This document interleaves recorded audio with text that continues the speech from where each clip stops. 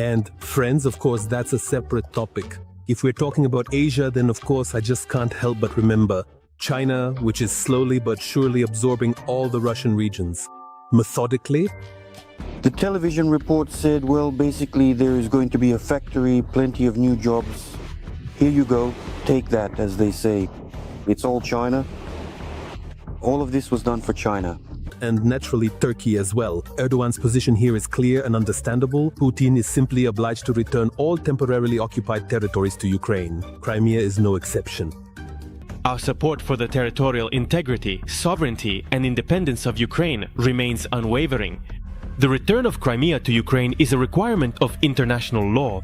And also, friends, some insane chaos is happening in Russia itself right now. The New Year holidays are over, and Russians have kind of woken up to how much prices have gone up, and they really have gone up. Well, friends, we're starting the new year 2026. What? That's right, Sugar. So my husband went to the store. How much do you think all of this cost?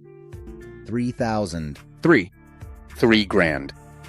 Did you even see that? Now, even chocolate is being hidden in the region for cases like this because prices have skyrocketed. Already 139 rubles. People are forced to steal. Do you know what the record is here? It's that Putin put a VAT increase from 20% to 22% under the New Year's tree for Russians. And in general, Putin promised that prices wouldn't go up after this. Yeah, right. I was just out shopping for work, and honestly, I was absolutely shocked by the prices. What used to cost before New Year's 250 to 300 rubles, now it's over 500. You know, over there in their swamp of civilization, they have a finance minister named Sivanov, and he says it outright. All Russians, yes, yes, yes, you too, you will be paying for Putin's war against Ukraine. You'll be taking money out of your own pockets to fund the war. We need additional spending on defense and security. Today, this is our country's main priority. And in order to ensure the necessary resources, yes, we are currently adjusting the value-added tax. By the way, Russians, you're probably expecting a salary increase in 2026. Well, you're so naive, forget about it. After all, you're at war with Ukraine. What money? The main thing is to defeat Ukraine. Alexei Chekachev, managing partner of the HR agency A2AMN, shared a story about a factory with 2,000 employees in the Central Federal District. According to him, at the end of the year, the owners of the enterprise announced a freeze on salary indexation due to expensive loans and a spike in prices. Even though the company broke its record for production volume and increased its revenue.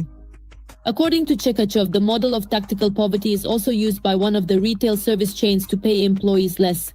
The Moscow Times. Listen, don't worry about the money. Russians might not actually die of hunger, but from the cold. The whole city has been freezing for 3 days now. Heating, electricity and water were shut off back on December 31st. At least we have a pool where we can get water, but everyone else is melting snow. Yeah, it's a real snow apocalypse here. No time for empire building. And yes, people really are melting snow to survive. And the authorities, what about their leadership? They're looking for neo-Nazis. In Ukraine? What a clown. A state of emergency was only declared on the second day, but no one tells us anything. No one informs us in any way. The emergency services don't tell us anything. They say, we don't know, just wait. And this kind of chaos is happening all over Russia, from north to south. In early January, let me remind you, several regions of Russia were literally paralyzed by the powerful cyclone Frenti, which caused flight delays at airports, car accidents, closures of federal highways, and problems with heating and electricity. And this is the kind of chaos happening in Kamchatka, while the local authorities remain silent. The snowfall in Kamchatka also broke the record for the past 30 years.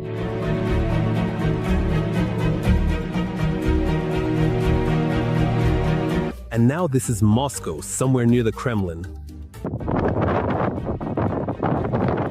This is a snowfall that Moscow hasn't seen in the middle of winter for the past 56 years.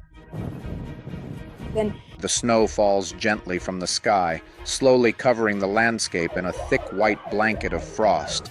And you know what's the main thing about all this? It turns out that when it comes to the snowfall and the cold that hit Russia, do you know who's to blame? That's right, Ukraine. KFU with this nonsense. Some government officials believe that the bad weather and its consequences in southern Russia could be the result of the use of climate weapons. Obviously, such a large amount of precipitation can't just fall all at once for no reason. This was done to divert our resources to deal with the aftermath of the bad weather. It's amazing. In the middle of winter, laughter fell in Russia.